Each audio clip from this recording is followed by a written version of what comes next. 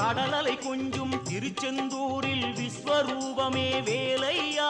பழமுதி சோலை அறுபடை வீடும் புண்ணிய தரிசனம் முருகையா திருநீர் அணிந்து வரும் போது நெஞ்சில் நிம்மதி பிறக்குது கந்தையா சுகனே சிவனார் மகனே உன்னை பாட பாட சுகமாகுதையா வேல் முருகா அரோகரா